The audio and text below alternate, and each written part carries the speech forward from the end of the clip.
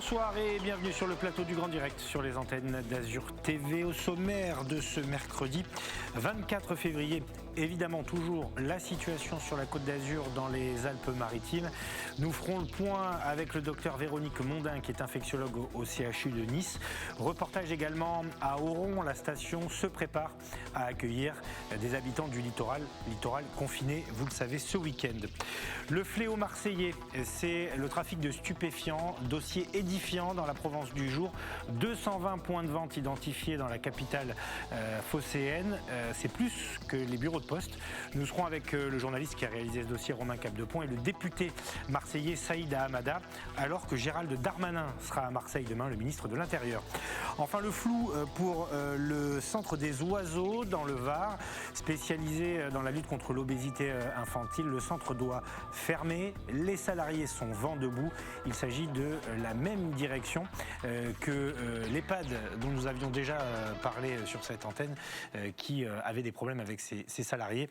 On verra tout ça avec Thomas Bernabé. Bonsoir Éric Revel. Bonsoir Nicolas Gallup. Sachez qu'on rejoindra également, on entendra Valentin Rodriguez sur le procès des supporters de l'OM qui était jugé aujourd'hui. Des peines ont été requises contre eux de 8 mois de prison avec sursis à 4 ans d'emprisonnement. Les réquisitions viennent de tomber pour les 14 supporters suspectés d'avoir participé aux échauffourées à la commanderie, le centre d'entraînement du club phocéen.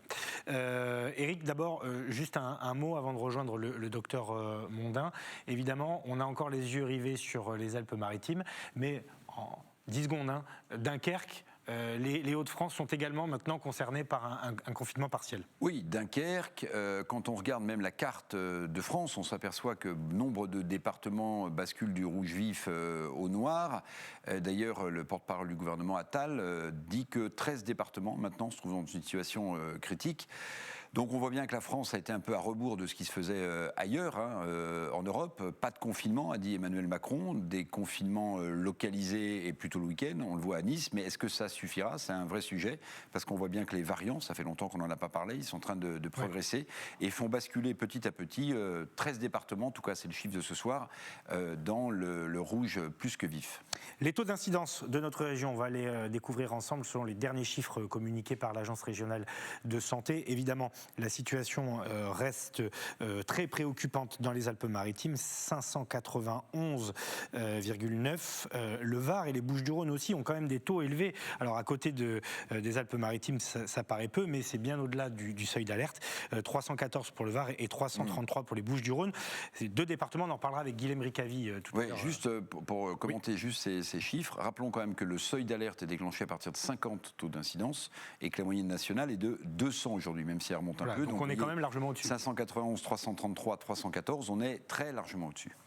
Bonsoir, docteur Véronique Mondin. Merci d'avoir accepté notre invitation ce soir. Vous êtes infectiologue au CHU de Nice.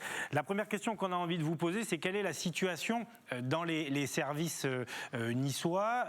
Des transferts ont eu lieu aujourd'hui vers la Bretagne. 3 patients évacués par avion. Les services sont saturés ? Les services sont un petit peu, comme on disait depuis quelques jours, très très tendus. Il y a quand même une grosse difficulté à gérer effectivement les entrées nécessaires. Donc on est à presque saturation. Cependant, il y a quand même des ouvertures de lits un peu récentes. Donc on espère que ça va nous donner une petite bouffée d'oxygène. Mais en tout cas, oui, on est très très tendu, oui. On parlait des variants. C'est l'inquiétude principale du gouvernement. La part de ces variants était déjà très haute la semaine dernière. Est-ce que c'est toujours le cas ? C'est de plus en plus haut. Là, ce qu'on estime, en fait, c'est à peu près à 60% les variants anglais. Il y a encore très très peu de variants sud-africains ou brésiliens. Donc pour l'instant, on est plutôt content de ce côté-là, mais le variant anglais progresse et c'était attendu. Alors, qu'est-ce que ça signifie pour vous ? Une crainte d'une contagiosité qui pourrait exploser ? Alors le mot exploser, vous savez, c'est des termes que je n'aime pas trop parce qu'il faut quand même rester un peu rassurant dans la mesure où bien sûr ça progresse, mais c'est quand même pas une difficulté majeure sur le plan de la santé publique. Les patients n'ont pas encore des formes qui nous échappent en termes de gravité. Oui, ça augmente, sans doute qu'il est plus contagieux, on le sait maintenant plus ou moins, et je pense que ça nécessite qu'on prenne tous des mesures vraiment rigoureuse qu'on a tendance un petit peu à oublier parce que je pense qu'on se disait voilà, les vaccins sont là et il faut quand même rester très très vigilant encore quelques mois. Quelle est votre position sur le confinement du littoral partiel adopté dans les Alpes-Maritimes? Est-ce que vous pensez que ça suffira? En fait, c'est presque un oxymore, un confinement de week-end, si vous voulez, parce qu'on est en période de vacances et donc bien évidemment, il y a une circulation de population, il y a une circulation virale. Elle est relativement importante et on voudrait penser que le week-end, tout d'un coup, parce qu'on ne serait plus confiné chez nous, il y aurait vraiment un impact de ce confinement sur la circulation du virus. Franchement, je ne le pense pas. Je pense qu'on a oublié le sens du mot confinement. Le confinement, ça marche quand tout le monde est vraiment chez soi. Ça, c'est la base de l'efficacité d'un confinement. Aujourd'hui, la problématique, c'est qu'on est en difficulté entre l'effet positif d'un confinement incontestable, quand il est bien fait, encore une fois, à la chinoise, et les effets délétères que ça a aussi sur le fonctionnement sociétal, et notamment sur l'ensemble de la population et des jeunes en particulier. Donc c'est une situation complexe, hein. Je ne dis pas que c'est facile de prendre des décisions, elles sont très compliquées à prendre, mais sincèrement, je ne pense pas que le confinement de week-end soit une très bonne idée. Docteur Mondin, quel est le profil aujourd'hui des gens qui sont hospitalisés, qui sont réanimés ou qui ont été transportés en Bretagne? Sont plutôt encore des personnes âgées ou bien le profil évolue? Le profil semble évoluer. Je ne voudrais pas quand même donner des affirmations pour l'instant parce que ce sont des tendances assez récentes. Il faut que nous les analysions avec plus de recul et plus de données statistiques. C'est ce que nous sommes en train de faire. Mais on a quand même cette impression que l'âge baisse. En termes de réanimation, c'est aussi un petit peu une baisse d'âge. Voilà, donc si vous voulez, le profil est quand même toujours plutôt masculin, plutôt en surpoids, etc. Mais avec une baisse, je dirais, d'une dizaine d'années par rapport à ce qu'on a pu connaître il y a quelques mois. C'est-à-dire des gens de 60, 70 ans? Voilà, on est plutôt sur la soixantaine. Une dernière question, docteur. Je ne vais pas vous demander de prendre position, mais on a quand même un peu l'impression en ce moment que les médecins, les hôpitaux, et ce n'est pas le cas que dans les Alpes-Maritimes, sont un peu pris en otage par le contexte politique. Il y a beaucoup de politique qui est faite, on le voit dans notre département. Est-ce que vous en souffrez, vous, à l'hôpital, de ça ? Écoutez, moi je suis scientifique, hein, je ne vais pas prendre parti en termes d'action politique, mais c'est vrai qu'on est un petit peu, on va dire, triste que la parole scientifique locale, celle qu'on nous a demandé de porter, le conseil scientifique local, ne soit pas peut-être participant plus activement dans les décisions politiques qui ont été prises. Merci beaucoup, docteur Véronique Mondin, infectiologue au CHU de Nice, pour ce point ce soir dans les Alpes-Maritimes et à plus forte raison sur le territoire de la métropole. Vous étiez avec Claudia Olivier. Eric, bon, voilà, les informations sont assez claires. Petite baisse dans la moyenne d'âge, les variants, notamment anglais, très présents, et forcément, pas une saturation complète, mais voilà, je le disais, cette information qui a été révélée par BFM ce matin, des transferts ont eu lieu, 3 patients transférés par avion vers la Bretagne. Oui, ce qui est peut-être le plus inquiétant, même évidemment sans affoler personne, et le docteur Mondin était parfaite sur le sujet, c'est qu'on voit que l'âge est en train de baisser un peu. Alors est-ce que ça veut dire que ce sont des gens qui ont des comorbidités ou pas? En tout cas, elle nous l'a dit assez nettement, le docteur Mondin ce soir dans le Grand Direct, c'est que voilà, on était plutôt sur des gens de 80-85 ans, et là on est plutôt sur des gens hospitalisés de 60 à 70 ans. Donc ça, voilà, c'est pas forcément très inquiétant, nous a-t-elle dit, mais enfin c'est un sujet quand même qu'il ne faut pas traiter à la légère. On en disait déjà quelques mots hier, plusieurs même, avec la maire d'Isola qui était notre invitée. Est-ce que les habitants du littoral vont se précipiter vers les stations de ski? Le préfet a affirmé sur notre antenne, le préfet des Alpes-Maritimes, qu'à condition de justifier d'une réservation, on pouvait circuler ce week-end. Marie Justo s'est donc rendue à Oron, où le monde est déjà là. Alors, ce n'est pas l'affluence des grandes années, mais on se prépare quand même à ce que les habitants du littoral débarquent. Soleil, température avoisinant les 10 degrés, vacances à milieu des annonces de ce lundi et du confinement partiel décrété pour le littoral ce week-end. Descente en ski, raquettes, bronzage, les vacanciers profitent de la montagne. On est arrivé dimanche, on repart demain pour s'aérer parce qu'on savait qu'il allait faire un petit peu de soleil et que ça fait du bien. Bon, on ne vient pas de loin, on vient de Mandelieu, donc c'est pas trop loin, mais ça permet de s'aérer le cerveau. Surtout que là, quand on va redescendre, les week-ends, ça va être enfermé puisqu'on fait partie de la côte et des mesures qui viennent d'être prises très récemment. On n'est pas venu ici pour échapper à quoi que ce soit en fait. C'était déjà programmé. Nous, on est très respectueux des règles sanitaires. On n'est pas content d'ailleurs que tout le monde ne les applique pas. On n'est pas du tout ici pour éviter justement ces règles-là. On est là juste pour prendre un peu d'air et on reste tous les deux, on ne prend aucun risque. Nous, on est arrivés en début de semaine et oui, en effet, ça fait du bien de s'aérer, surtout avec les enfants pendant les vacances, de prendre un peu l'air. D'ailleurs, on s'est dit qu'on allait peut-être rester tout le week-end alors qu'à l'origine, on n'avait pas prévu de le faire. Du monde, il y en a sur les pistes ou sur la place du village, mais pour autant, les hôtels de la station n'affichent pas complet. Tout ce que vous voyez en vert clair, c'est que des entreprises.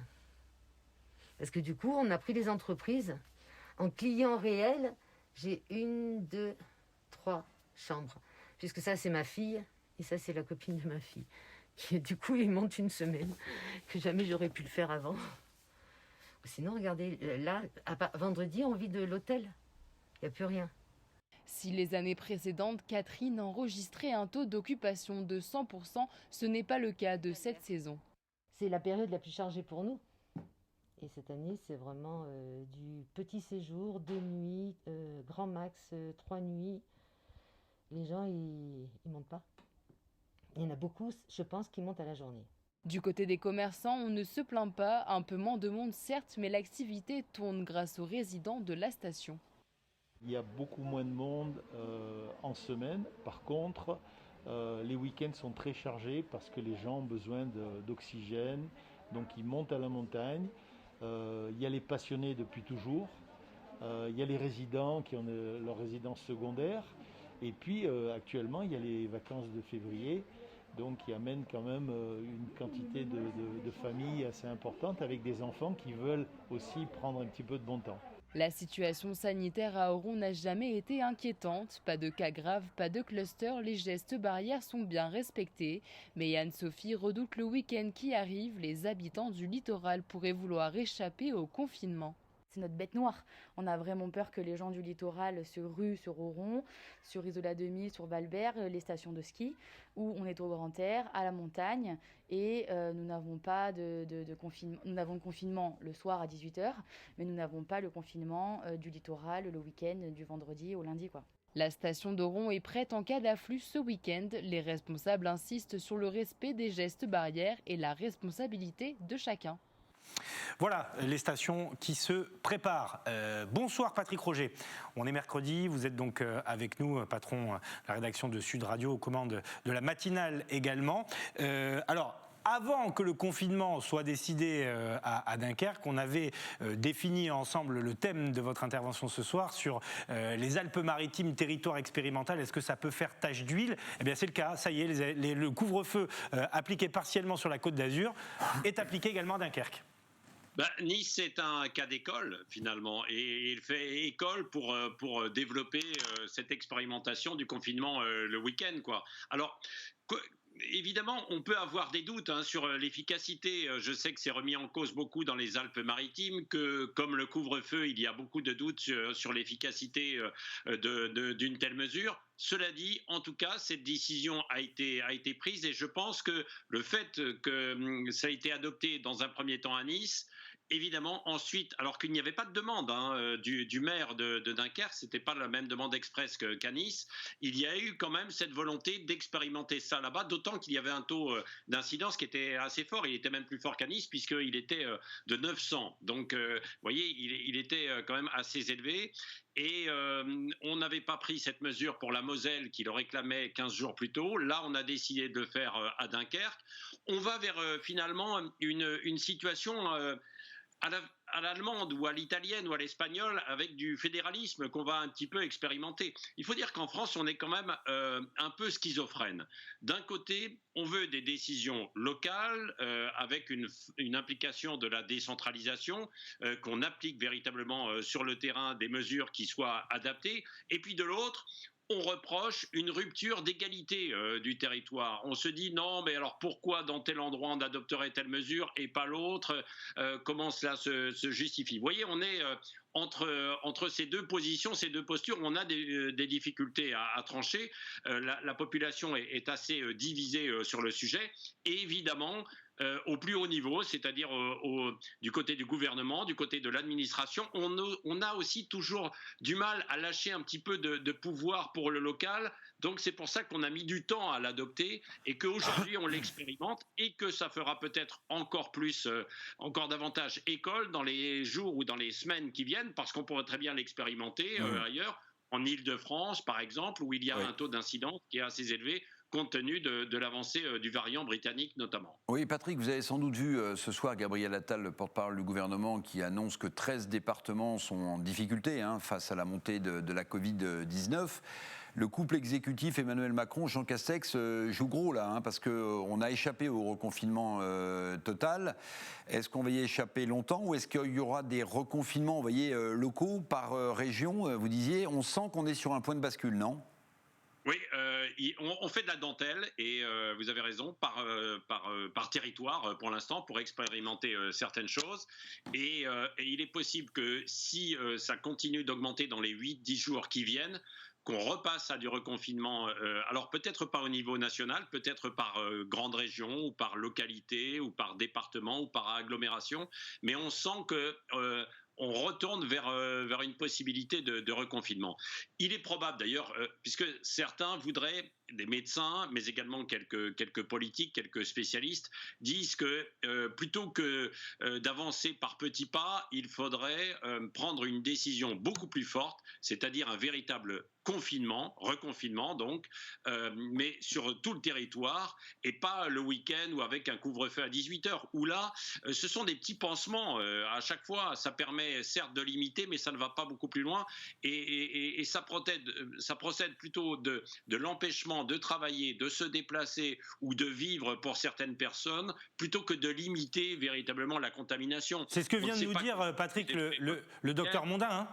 Le docteur Mondin, elle tient à peu près ce discours-là. Elle dit que pour elle, finalement, le confinement le week-end, c'est une petite mesurette et qu'il vaudrait peut-être mieux un vrai confinement.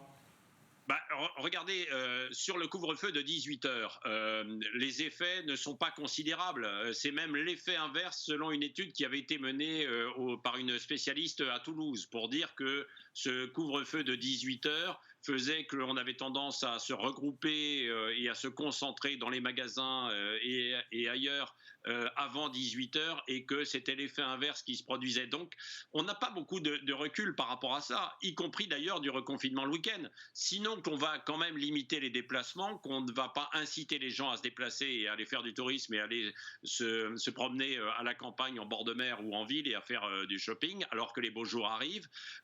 Donc, on peut limiter un peu, mais c'est vrai que ce n'est pas une véritable mesure forte pour essayer de limiter la propagation du virus. Ou alors, comme le disent certains, on vit avec, on continue d'adopter les gestes barrières, on attend les effets de la vaccination et puis on verra la montée ou non dans les services de réanimation et là on ajustera.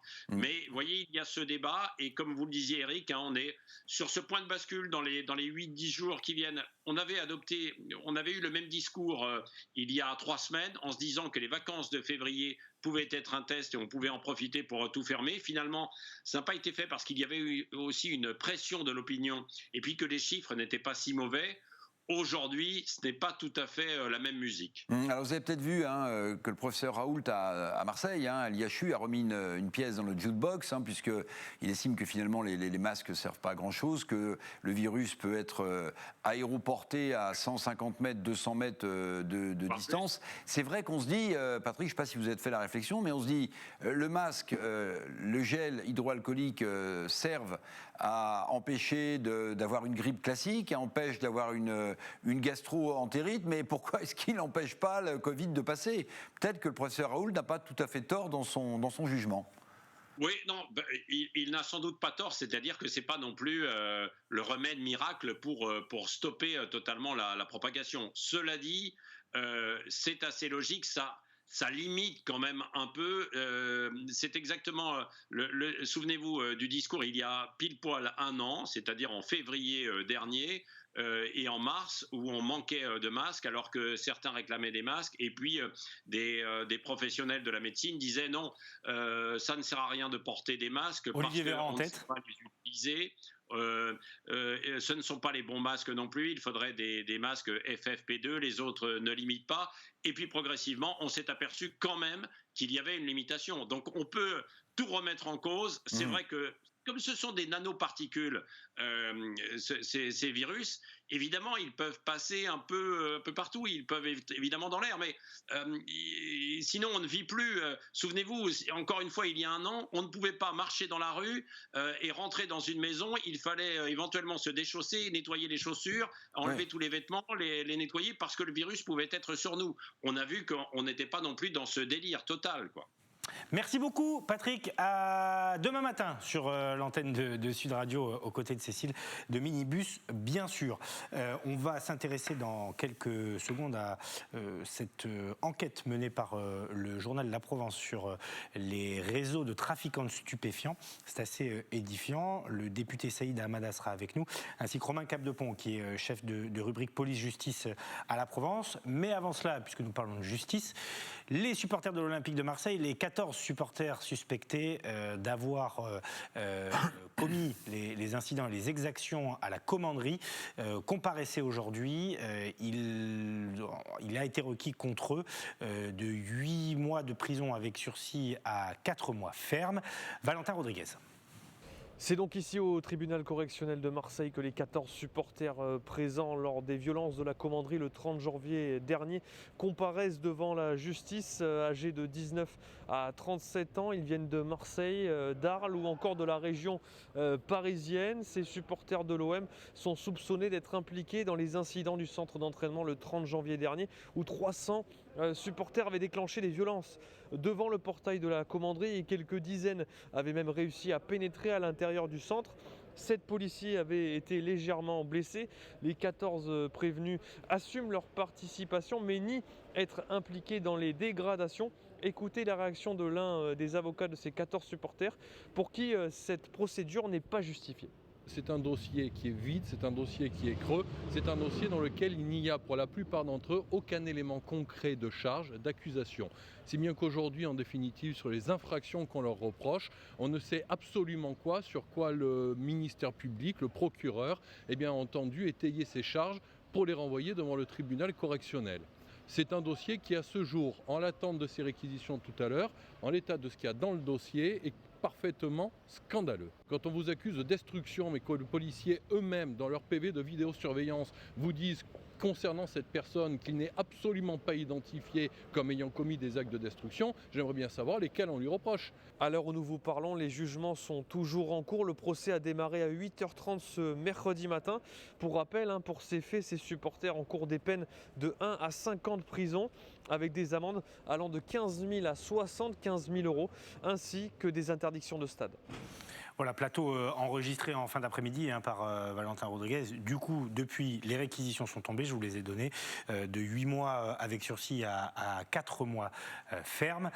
Et on attend évidemment le jugement.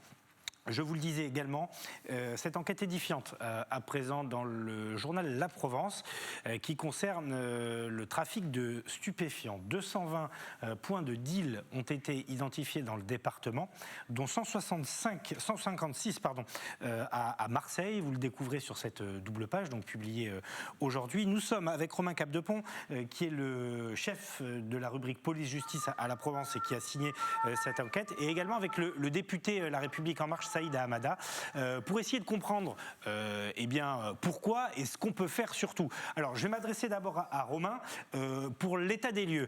C'est un travail qui vous a permis de répertorier donc tous ces points de deal. Vous avez ironisé d'ailleurs sur Twitter en disant qu'il y avait presque plus de points de deal que de bureaux de poste dans le département. Oui, c'est pas vraiment une ironie, c'est surtout que je me suis dit en construisant mon enquête que les gens avaient besoin de concret pour comprendre ce maillage, ce que ça représente en termes commerciaux et en termes d'emprise territoriale, d'avoir du concret. Et quoi de plus concret qu'un service public, alors qui est plus vraiment public, mais que celui de la Poste. Et en passant quelques coups de fil, j'ai tout simplement appris qu'il y avait plus que 130 bureaux de poste dans les Bouches-du-Rhône. Et donc, aujourd'hui, il y a presque 2 fois plus de points de vente alors qu'ils peuvent aller d'un seul guetteur à un vendeur à des réseaux hyper structurés de 30, 40, 50 personnes. Donc presque 2 fois plus de trafic de points de vente, de points de deal que de bureaux de poste, et presque autant de points de deal dans les Bouches-du-Rhône que de stations essence. Donc ça m'a paru très intéressant pour que les gens comprennent bien l'ampleur du phénomène qui engendre évidemment une autre donnée qui est qu'aujourd'hui le trafic de stupes dans les Bouches-du-Rhône emploie plusieurs milliers de personnes et de jeunes personnes. Saïda Hamada, je le disais, vous êtes député La République En Marche à Marseille, député des quartiers nord. Je le précise, mais ce que je précise aussi, c'est que quand on lit cette enquête, ça ne concerne pas que les quartiers dits sensibles à Marseille. Il y a un maillage vraiment territorial complet à Marseille et dans le département des Bouches-du-Rhône. À la veille de la visite du ministre de l'Intérieur à Marseille, c'est saisissant. Est-ce que vous attendez des mesures demain, Saïda Hamada ? Bon, d'abord, des mesures ont déjà été annoncées. Vous parliez de la visite du ministre de l'Intérieur. Il vient avec des annonces qu'il a déjà faites de plus 300 policiers dans les Bouches-du-Rhône et dont 100 déjà cette année. Mais au-delà de ça, moi, ce que je voudrais dire, c'est que aujourd'hui, ces trafics qui gangrènent notre République, nos quartiers, sont des trafics qui datent de très très longtemps, qu'on a perdu quelque part une bataille. Puisque dans notre pays, on consomme plus de cannabis que dans les pays où le cannabis est légalisé, et que donc à un moment, il va falloir se poser la question de la légalisation ou pas de cette drogue. Ceci étant dit, je pense que la venue d'Darmanin demain est une bonne chose, d'abord sur la question de la sécurité, je le disais par rapport aux effectifs supplémentaires, mais aussi pour rappeler, et j'ai écrit au Premier ministre en ce sens, que la question de la lutte contre les trafiquants n'est pas uniquement une question policière. On le voit dans nos territoires, notamment dans le nord de la ville, les services publics ont reculé. Ils ont reculé quasiment partout. Et on a laissé à l'abandon une partie de ces territoires qui sont devenus de vrais ghettos. On vit un système d'apartheid social. Et moi, je milite pour que les services publics, de manière générale, reviennent en force dans ces territoires. Je rappelle 2 initiatives qui ont été prises par le gouvernement en Seine-Saint-Denis et dans le Val d'Oise, où là, un plan, j'allais dire presque Marshall, a été mis en place pour reprendre possession de ces territoires. Moi, je demande exactement la même chose pour Marseille, qu'en même temps que l'on travaille sur les aspects très sécuritaires avec les policiers, l'on travaille aussi à faire en sorte que aujourd'hui la chair à canon de ces trafiquants, que sont notamment les jeunes en situation de déshérence, mais pas seulement, puissent trouver une voie de sortie, qu'on leur redonne de l'espoir. Et pour ça, il faut qu'on revienne de manière forte dans ces territoires, avec des policiers certes, mais pas uniquement. Romain Capdepont, est-ce que vous abondez dans le sens de Saïda Hamada ? Parce que quand on lit le dossier, 942 dealers interpellés en 5 ans, c'est quand même un chiffre assez impressionnant. Néanmoins, ça n'a pas réglé le problème. Donc forcément, il y a un autre axe à étudier que celui de la répression. Ah non, mais les résultats policiers à Marseille sont vraiment exceptionnels. Ces hommes et ces femmes font un travail dingue pour les côtoyer, moi, quasiment tous les jours. C'est un vrai sacerdoce. Et le fait est qu'aucun réseau, depuis 10 ans à Marseille, où vraiment la lutte est intense, n'a disparu. Et même, il continue à se développer. Il y a d'autres méthodes, c'est-à-dire la livraison aussi, ce qu'on appelle Uber-Sheet, Uber-Coq, continue de se développer aussi. Mais évidemment, j'abonde dans le sens du député Hamada, quand il dit qu'il faut aussi s'attaquer à la consommation, parce que concrètement, s'il y a un tel maillage de vente et d'offres, c'est qu'il y a de la demande. Aujourd'hui, la vraie question, il me semble, dans ce pays, c'est pourquoi 1 million de personnes environ, 900 000 exactement, ont besoin chaque jour de fumer. C'est une vraie question limite psychiatrique, sociale, sociétale et vraiment limite psychiatrique. Pour en avoir parlé dans mon bouquin Les Minots, ces gamins commencent à fumer dès 11, 12, 13 ans et peuvent fumer jusqu'à 10 ou 15 joints par jour. Ça les ravage. Moi, j'en ai rencontré des gamins de 16 ou 17 ans qui sont ravagés. Et pourtant, qui n'ont pas l'air bêtes du tout, mais ça a un impact sanitaire sur eux qui est monumental. Oui, monsieur le député, j'aimerais rebondir sur ce que vient de dire très justement, me semble-t-il, Romain Capdepont, parce que vous parler de légalisation du cannabis en pensant que cette légalisation permettrait de casser le trafic. Bon, on peut se dire le trafic se détournerait sur des drogues plus dures et les dealers aujourd'hui de cannabis dealeraient autre chose demain, mais c'est pas la question que je vais vous poser, c'était juste une remarque. La question, c'est ce que vient de dire Romain, c'est que aujourd'hui il y a une demande très forte, il y a des gens qui fument énormément de cannabis. Or, si le cannabis est légalisé, on sait aussi que dans beaucoup de cas, le cannabis entraîne de la schizophrénie. C'est-à-dire que légaliser ou pas, la consommation du cannabis est quand même néfaste pour la santé, sauf du cannabis médical. Vous comprenez ce point de vue ? Mais tout à fait. Mais ce que je voudrais vous dire, c'est que si vous voulez contrôler un phénomène, et notamment ce phénomène de ravage dont parlait très justement votre collègue journaliste vis-à-vis de la jeunesse, il faut que vous ayez accès à cette jeunesse-là, qui n'est d'ailleurs pas dans les quartiers nord de Marseille, en tout cas, je fais la différence entre les trafiquants et ceux qui consomment, parce que on n'a pas les mêmes publics. Mais moi, je pense que la légalisation permettra justement de pouvoir faire ce travail de sensibilisation, j'allais dire d'apprentissage presque, vers la non-consommation de ces drogues, parce qu'aujourd'hui, tout se fait de manière informelle. Et donc, on n'a pas accès aujourd'hui à ces jeunes-là pour justement faire ce travail de prévention. Et je rappelle que ce qui est vendu aujourd'hui, non plus n'est pas contrôlé. C'est-à-dire qu'on ne sait pas ce que les jeunes fument. Et ça, c'est un vrai problème de santé publique. Vous parlez justement de ces ravages. Moi, je peux vous dire, pour savoir un peu comment cela fonctionne, mais je pense que votre collègue pourra vous le dire aussi, il connaît très bien la question. Il y a des mélanges dans ce qui est vendu qui est extrêmement dangereux pour ceux qui les consomment. Et donc, si vous voulez arriver à contrôler cela, ce n'est pas en faisant ce que l'on fait aujourd'hui à mon sens, et je dis ça en tant que député, tout en sachant que ce n'est pas la position du ministre de l'Intérieur sur la question de la légalisation. Mais je pense que si vous voulez contrôler ce qui se passe, ce qui est vendu, il faut que vous ayez accès à cette vente-là. Et donc la meilleure manière aujourd'hui, puisque l'on n'arrive pas à éradiquer ces ventes, c'est justement de pouvoir la légaliser pour faire en sorte que l'on ait accès à ces jeunes, qu'on puisse faire ce travail de prévention et anticiper sur toutes les dérives qu'il peut y avoir dans la consommation de cannabis. Mais je voudrais vous dire aussi que on a avancé quand même sur cette question de comment travailler sur la demande de stupéfiants. On parle beaucoup de ceux qui offrent. Ça a été dit très justement, on ne parle pas suffisamment de ceux qui demandent et de ceux qui achètent, et c'est notamment pour ça que les amendes forfaitaires ont été mises en place. Moi, j'attends beaucoup aujourd'hui, parce que ce sera la dernière étape avant la légalisation. Je ne vois pas comment on pourra sinon ne pas recourir à ça. J'attends beaucoup de ces résultats sur ces amendes forfaitaires et de savoir comment est-ce qu'on peut taxer au portefeuille ceux qui consomment pour les inciter à moins consommer. Si on n'arrive pas à éradiquer, ou en tout cas à baisser de manière drastique la consommation avec ces amendes forfaitaires, il va falloir qu'on se pose sérieusement, mais alors très sérieusement, cette question de légalisation du cannabis qui, et je termine là-dessus, à mon sens, pour reprendre ce qui a été dit, ne sera pas de nature à casser le business, les trafics dans les territoires, mais sera de nature à faire en sorte que l'on sache ce qui est vendu, que l'on contrôle la vente du début jusqu'à la fin, et que l'on soit capable, avec l'argent de cette vente-là, de faire de la prévention auprès de celles et ceux qui consomment. Romain, je voulais également avoir votre point de vue. Si on suit le député et que la légalisation du cannabis intervient, c'est un marché qui va tomber et il y a des dizaines, des centaines de minots à Marseille qui vivent de ce trafic. Du jour au lendemain, ils vont se retrouver sans plus rien. Oui, après, moi, je ne fais pas partie de ceux qui pensent que la légalisation va tuer le trafic, parce que on ne pourra pas, en termes de santé publique, proposer un shit et une résine de cannabis comme les jeunes en fument actuellement à Marseille, avec des taux de THC à 23, 24, 25%, ce qu'ils appellent la frappe. On va être contraint de proposer un produit à, je ne sais pas, 5, 6, 7%.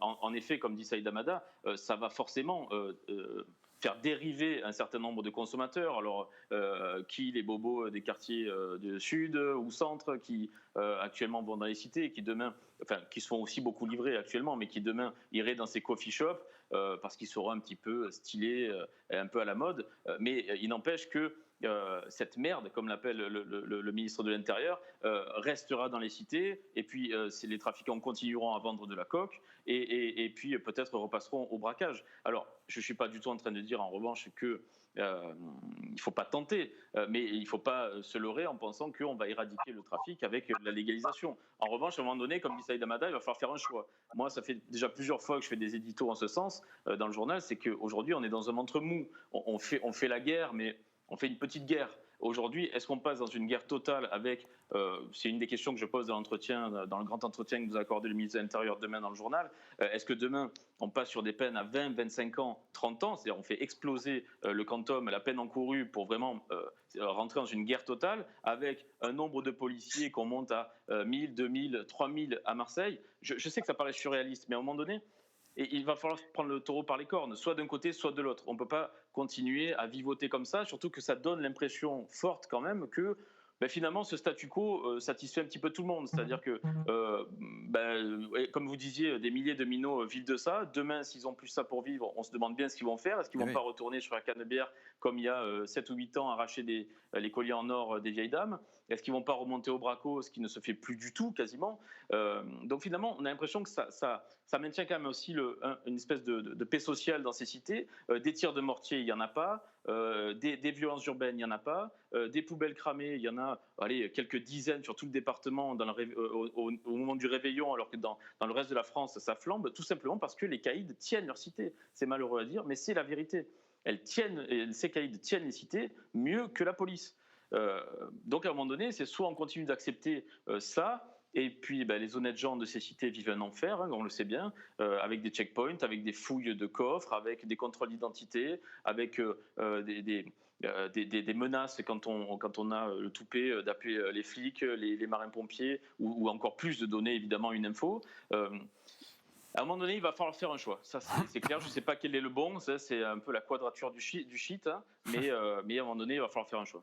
Merci beaucoup, Romain. Je précise que demain, donc interview exclusive dans les colonnes de la Provence du ministre Gérald Darmanin qui viendra à Marseille. On vous libère. Je garde juste pour 2 questions, Saïda Hamada. La première concerne ce que vient de dire Romain, parce que c'est important que vous répondiez. Aujourd'hui, ce qui tient les trafiquants, les minots, c'est donc l'argent. C'est des sommes folles qu'on peut accumuler dès 15-16 ans et cette notion de paix sociale aussi qui est achetée grâce au trafic de stupéfiants. Bon, d'abord, préciser une chose. Ces trafics concernent, même s'ils sont très visibles, une minorité de personnes dans ces territoires. 95-99% des personnes qui habitent ces territoires sont des personnes qui aspirent juste à vivre en paix et en sécurité.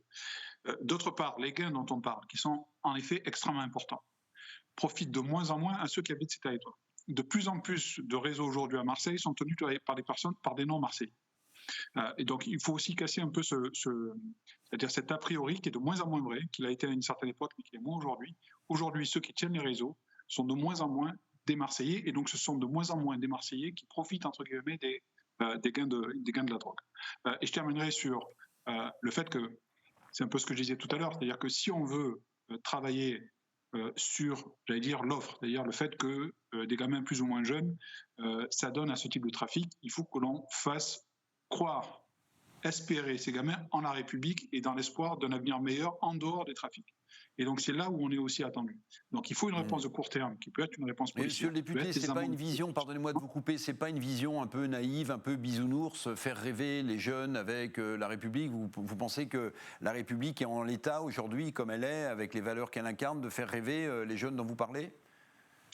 Je pense que s'il faut faire des choix, c'est là qu'ils doivent être faits.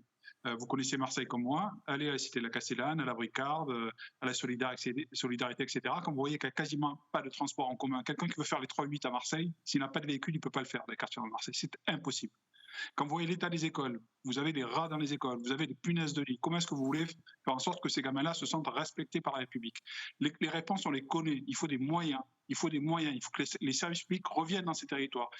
Et moi, je vous le dis, même s'ils savent que ce sera plus difficile pour eux, ils feront le choix de rester dans la légalité, même s'il y a plus d'argent à faire dans le crime. Moi, j'ai grandi dans ces quartiers-là. Ces choix-là, on les a fait collectivement. Aujourd'hui, si je devais avoir le même âge que ces gamins, je n'aurais pas la carrière que j'ai eue. Je n'aurais pas fait le parcours que j'ai fait. Parce que je sais pertinemment, et ceux qui vont à l'école, les parents qui mettent leur gamin à l'école aujourd'hui le savent aussi pertinemment, ils n'ont pas d'espoir de réussite dans les quartiers nord de Marseille en allant dans les écoles de la République. Et le problème, il est là. Il faut passer 8 heures par jour dans une école qui vous amène vers l'échec. Et donc, travaillons là-dessus si on veut assécher cette chair à canon aujourd'hui qui profite aux trafiquants qui, je vous le dis, sont de moins en moins marseillais. Vous m'avez offert la transition vers un deuxième sujet, et ça fera l'objet d'une seule question, mais vous avez parlé de vos origines dans ces quartiers nord, du chemin choisi par les uns et les autres. Ibrahim Ali, lui, avait peut-être choisi un chemin qui l'aurait sorti de ces quartiers, mais à 17 ans, il a été assassiné. Je vous en parle parce que vous avez des liens personnels avec cette affaire, de par l'endroit où vous avez grandi aussi. Ce week-end dernier, on a enfin inauguré, 26 ans après, une avenue à son nom. Oui, donc un quart de siècle pour avoir une rue au nom de celui qui a été tué parce qu'il était noir. Et donc, crime raciste porté à l'époque, en tout cas, je n'aurais pas soutenu, mais en tout cas, le Front National a été, si ce n'est responsable, si ce n'est coupable, en tout cas responsable de la mort d'Ibrahim Ali. Ce sont les idées du Front National qui ont tué ce jeune garçon. Et vous le rappeliez, moi je suis entré en politique suite à la mort d'Ibrahim Ali. À un moment où je me suis dit qu'il n'était pas possible, où je n'imaginais pas possible de pouvoir mourir en France à cause de sa couleur de peau, d'une balle dans le dos. Et donc c'est ce qui a poussé mon engagement politique. Et donc aujourd'hui, moi je suis extrêmement satisfait du fait qu'on soit arrivé à ce résultat. Et quand je dis on, c'est à la fois les familles, les militants qui depuis 26 ans sont là tous les ans pour rappeler, revendiquer le fait qu'il était normal et légitime pour Marseille, le peuple marseillais, qui ait cette reconnaissance-là de ce crime raciste qui est entré dans l'histoire de Marseille malgré nous. Et en même temps, quand même un peu d'amertume parce que le Front National n'a jamais été aussi fort. Aujourd'hui, il est peut-être en passe de prendre la République. Il a tenu une ville, en tout cas un secteur de la ville à Marseille pendant 6 ans. Et ça, c'est un échec collectif que de ne pas avoir été capable de bouter le Front National de cette ville et avec les idées qu'il porte. Merci beaucoup Saïda Hamada, députée de La République En Marche de Marseille, dans les Bouches-du-Rhône, bien évidemment. À bientôt sur les antennes d'Azur TV. Je sais que Guilhem Bricavi est déjà avec nous, mais on va d'abord jeter un œil à ce reportage et à cette affaire dans le Var, où un établissement spécialisé dans le traitement des enfants victimes d'obésité est dans le flou total. Il y a un vrai divorce, une vraie fracture entre la direction et les salariés. Thomas Bernabé. L'avenir de l'établissement Les Oiseaux à Sanary est plus que jamais brumeux. Cet établissement spécialisé dans le traitement et l'accompagnement de l'obésité infantile existe depuis près de 100 ans et devrait fermer ses portes. Selon le groupe LNA Santé, gestionnaire du site, les raisons de la fermeture sont multiples, mais la principale demeure le modèle de prise en charge des patients. Ce dernier ne serait plus en adéquation avec les demandes des autorités de santé. Historiquement, cet établissement a un modèle de prise en charge qui est basé pour des enfants donc qui viennent ici en internat, qui sont scolarisés dans l'établissement et qui viennent ici pour de longs mois. Ce positionnement est, on va dire, diamétralement opposé à ce qui est attendu par les politiques nationales de santé, qui attendent une prise en charge en ambulatoire, où l'enfant vient la journée, rentre chez lui le soir, et pour des courtes durées. Mais voilà, l'argument passe mal auprès des salariés. Selon eux, l'ARS avait fait de nouvelles recommandations il y a 2 ans, des recommandations appliquées depuis dans l'établissement. C'est ce que nous faisons aux oiseaux depuis quelques temps, même quelques mois, voire une année passée. On s'est donc adapté aux recommandations de l'ARS et malgré cela, notre groupe, le Noblage, ne souhaite pas durer dans le temps. Ils n'ont peut-être pas l'habitude de prendre en charge ce genre de problématiques et je pense qu'ils ont une vision qui est assez faussée de ce qui se passe, ce que eux veulent et ce que nous on peut mettre en place sur le terrain par la suite. Et donc c'est vrai qu'il y a des discordances par moment entre leur discours et ce que nous on souhaite pour nos jeunes et nos prises en charge. Une fracture entre la direction et les salariés qui ne date pas d'hier. Les salariés pointent du doigt la gestion financière du groupe LNA Santé, sa stratégie managériale. 10 directeurs se sont succédés en quasiment 10 ans, ainsi que le turnover chez les médecins, 15 praticiens différents en seulement 2 ans. Les salariés évoquent enfin des souffrances psychologiques au travail. Pourquoi il y a eu 10 directions, pourquoi il y a eu une période un peu de harcèlement, etc. Ça, on n'aura jamais de réponse. On a quand même fait front. Aujourd'hui, alors qu'on a cette impression que tout va mieux et qu'on redémarrait dans de bonnes conditions, on arrête ça, c'est incompréhensible. Des accusations qui rappellent celles des anciens employés de l'EHPAD Les Pléiades, également gérés par LNA Santé. Une dizaine d'entre eux avaient d'ailleurs témoigné sur VAR Azur. Interrogée, la directrice de mission chargée d'accompagner la fermeture de l'établissement n'a pas pu nous donner de réponse. Pour elle, l'ensemble des tentatives de transformation opérées depuis des années ont toutes été infructueuses. Toujours selon LNA Santé, l'ensemble des indicateurs seraient au rouge. 4 millions d'euros de pertes entre 2015 et 2020 et une baisse de 40% des patients pris en charge entre 2017 et 2019. Le 10 mars prochain devrait se tenir une table ronde entre salariés et direction. Une pétition qui a recueilli 23 000 signatures est déjà en ligne pour sauver l'établissement. Voilà, reportage de Thomas Bernabé, un peu dans la même veine que ce qu'on disait sur les pattes des égalades, sur les pattes dont parlait Thomas. Mais voilà, il y a vraie fracture sociale là encore. Ah oui, il y a un vrai sujet là, visiblement, et on va suivre évidemment le dossier, mais la coïncidence peut paraître peu probable. Ouais, c'est une coïncidence troublante. Oui, troublante, voilà. Bonsoir Guilhem, merci d'avoir patienté, parce que je sais que vous êtes avec nous depuis l'interview. Regardez, il s'est vexé, il nous a mis une petite mire de marre. Je ne sais pas s'il est là, on va me dire ça dans l'oreillette. Est-ce qu'on a Guilhem ou est-ce il est là. Donc Guilhem est bien là. Ça tombe bien que ça tombe sur Guilhem, parce que véritable passionné de vidéo et d'audiovisuel. Donc vous avez suivi avec attention évidemment l'intervention de Romain, de Saïda Hamada sur le sujet des stupéfiants. On était dans le Var avec ce dossier également sur le centre Les Oiseaux. Vous allez nous parler des 2 départements, vous, ce soir, parce que vous vous posez la question demain dans le journal de l'avenir du confinement dans le Var et dans les Bouches-du-Rhône, puisque les taux d'incidence, si on le disait en début d'émission, sont quand même préoccupants. Les taux d'incidence sont préoccupants, et c'est vrai que dès lundi, l'annonce d'un confinement le week-end sur le littoral azuréen, forcément ici ça a fait écho à notre situation, avec un taux d'incidence qui augmente de jour en jour, qui est à 350, je ne veux pas dire de bêtises, aujourd'hui dans les Bouches-du-Rhône. Alors on n'est pas encore aux 500 cas par jour des Alpes-Maritimes, ni aux 900 cas dans l'Est de la France, mais on voit la situation effectivement qui empire, et on sait que demain, il va y avoir des annonces pour savoir si oui ou non les Bouches-du-Rhône et le Var subissent pas le même traitement que les Alpes-Maritimes, une fois encore avec un seul but, mettre à l'abri les habitants d'une contamination et réduire le plus possible ce taux d'incidence dans les départements, dans un contexte où, c'est ce qu'on dit dans la Provence de demain, les services de réanimation sont plus que saturés, 165% de saturation d'occupation dans les services de réanimation des hôpitaux marseillais, et un appel à l'aide dans la Provence de demain des praticiens hospitaliers marseillais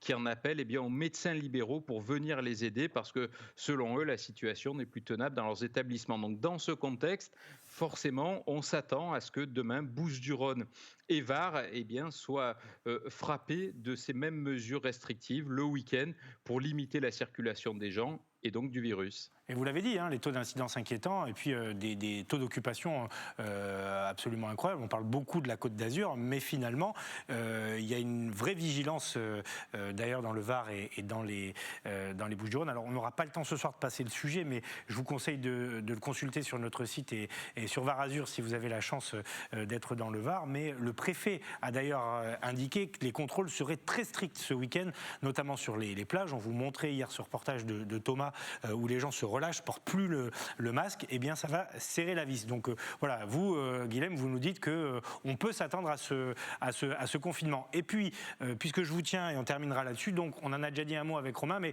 interview exclusive du ministre de l'Intérieur demain dans les colonnes de la Provence. Oui, effectivement, ce que Romain vous a détaillé, le ministre de l'Intérieur détaille ces différents chantiers, ces différents travaux, et notamment cette lutte contre le trafic de stupéfiants qui, on le dit très largement dans le journal aujourd'hui, frappe quand même énormément les Bouches-du-Rhône, avec plus de 220 points de vente répertoriés. On peut imaginer qu'il y en a en fait beaucoup plus, et c'est un véritable fléau, mais en tout cas, vos interlocuteurs en ont débattu il y a quelques minutes de façon très intéressante. C'est un vrai problème. Par quel bout prendre le dossier, c'est très compliqué. Curiosité journalistique, Guilhem, si vous le voulez bien. La visite de Gérald Darmanin à Marseille était prévue avant votre dossier ou en même temps ? Non, elle était prévue avant. Romain travaille depuis plusieurs semaines sur ce sujet, parce qu'obtenir ces chiffres-là n'a pas été chose facile. Vous vous doutez bien. Oui, mais le ministère de l'Intérieur a de grandes oreilles, donc ils étaient peut-être au courant. Écoutez, je ne sais pas, mais en tout cas, la visite tombe au bon moment. Il va pouvoir s'expliquer sur ces questions-là. Et cette carte, la carte que vous montrez, qui fait froid dans le dos, en tout cas. Et on voit bien ce que vous disiez, Romain, cette bascule, c'était une problématique propre au quartier nord et au centre-ville historique. On voit bien aujourd'hui que ça migre vers les quartiers sud et qu'il n'y a plus véritablement de zones épargnées par ces trafics de stupéfiants. Merci beaucoup, Guilhem. Tout ça, alors, Merci. Le trafic de stupéfiants, c'était aujourd'hui, mais donc l'interview du ministre demain et cette question que vous vous posez sur le confinement. À demain, probablement, Guilhem. Bonne soirée à vous. Bonne soirée à vous. Éric, il va falloir vous chauffer. C'est bientôt l'heure de votre édito. Vous allez nous parler de la SNCF. En attendant, pour que vous révisiez, je vais vous montrer ce petit reportage consacré à l'intelligence artificielle, parce qu'on a parlé quand même de choses pas très optimistes depuis le début de cette émission. Mais regardez, dans les Alpes-Maritimes, voilà presque 10 ans que le département lance des appels à projets chaque année pour soutenir l'innovation en lien avec la santé et notamment l'utilisation de l'intelligence artificielle. Claudia Olivier. L'intelligence artificielle au service de la santé, utiliser l'IA pour améliorer les procédures de revascularisation coronaire chirurgicale. Voilà le projet mis en place par le docteur Adjej à l'Institut Arnaud Tsang de Saint-Laurent-du-Var. L'évaluation du degré de rétrécissement, il n'est pas si simple. Et quand on propose un avis chirurgical basé sur ces photos, l'avis chirurgical est un triple pontage avec 2 pontages en utilisant les artères mammaires et un pontage utilisant une veine saphène qui est située au niveau du mollet.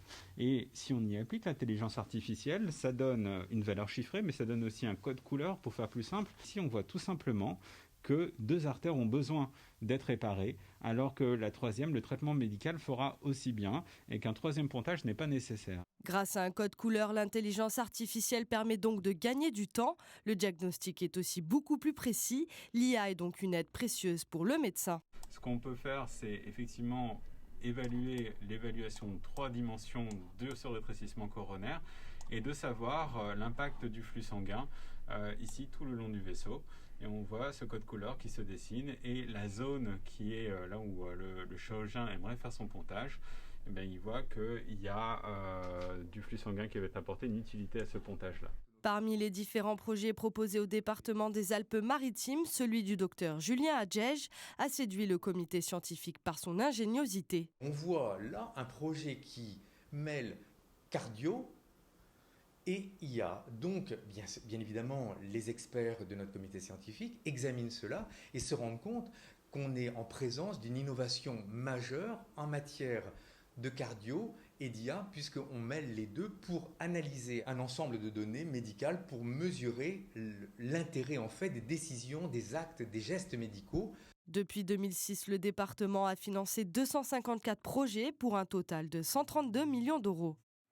Voilà, et sachez, on vous en reparlera vendredi soir, qu'une nouvelle émission fera son apparition sur l'antenne d'Azur TV. Alors, mais vous pourrez la suivre via nos applications et nos sites internet consacrés à l'intelligence artificielle, présentée par votre serviteur ici présent, Éric Revel. Mais on développera vendredi, parce que ce soir, on est... Très belle thématique. Voilà, on est quand même un peu pris par le temps et on voudrait, juste après votre édito, faire un petit coucou aux fils de Besagne, les supporters du RCT, qui ont avancé sur leur projet de trophée Christophe Dominici. Et c'est peut-être à vous de dessiner ce trophée. Julien Perpère, le président, viendra nous en parler dans 3 minutes. Juste après... La SNCF. Oui, la SNCF, on attend avec impatience ces chiffres. 3 milliards d'euros de pertes, bon, limité, mais enfin c'est quand même 3 milliards. Il faut rappeler que la SNCF a un chiffre d'affaires de 30 milliards d'euros et qu'elle a reçu quand même près de 4 milliards et demi d'euros dans le plan de relance pour soutenir et pour éponger ces pertes. Bon, c'est la bonne nouvelle. Les chiffres, évidemment, font froid dans le dos. Le TGV, confinement oblige, en 2020 a chuté de 54%. Et puis la fameuse ligne Eurostar, vous savez, entre la Grande-Bretagne et le continent, elle a chuté, elle, de 75%.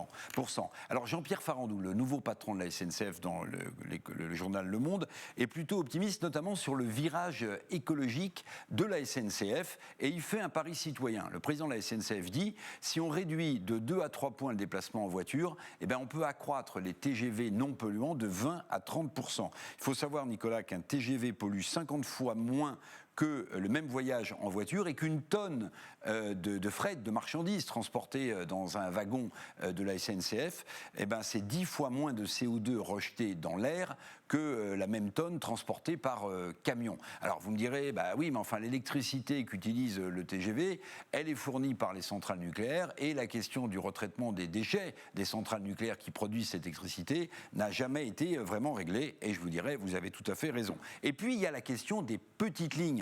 Cette question qui est tellement d'actualité, on l'a vu avec le Haut-Pays lors des inondations, c'est cette petite ligne SNCF qui a servi de ligne de vie aux habitants qui étaient coincés en haut et qui n'avaient plus rien, eh bien le président de la SNCF annonce des choses. Il annonce notamment que la fameuse ligne de TER qu'on attend depuis tellement longtemps, que le grand projet de la région sud, eh bien que les appels d'offres seront bouclés en août et en septembre maximum.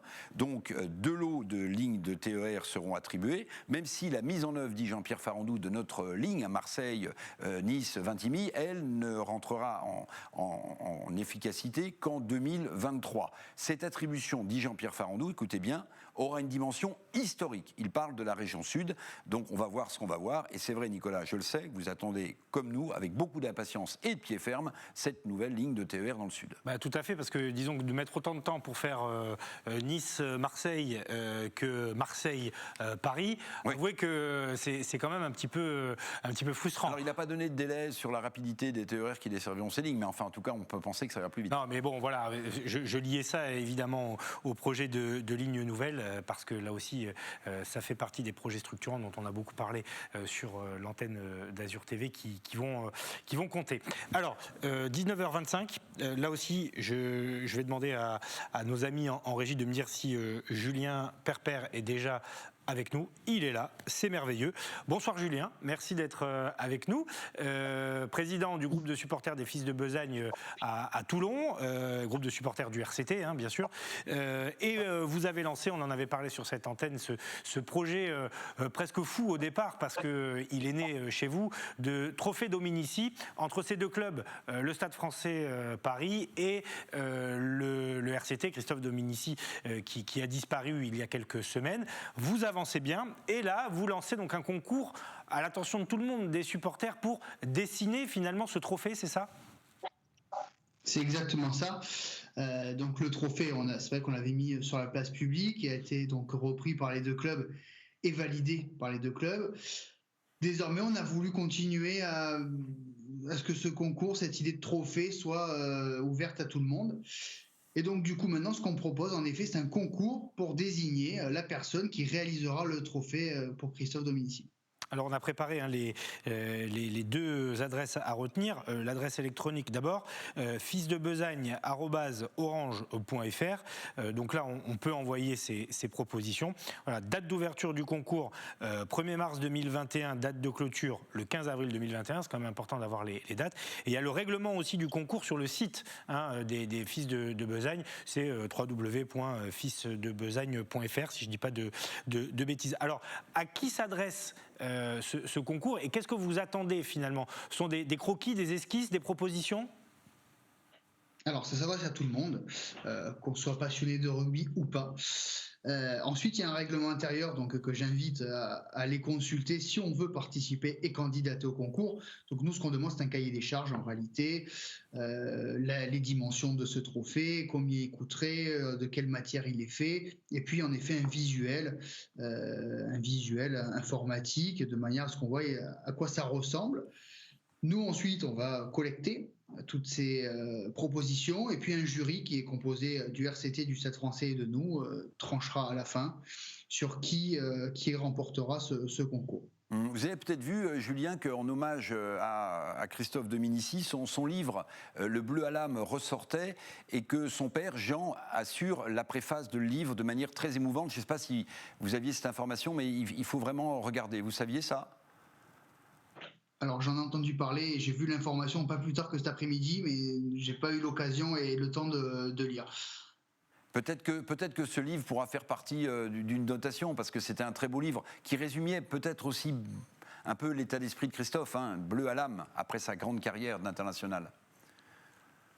Oui, complètement. C'est vrai que le journal, Christophe s'y livrait dans ce livre et racontait notamment la difficulté qu'il a eu à basculer sur son après-carrière sportive.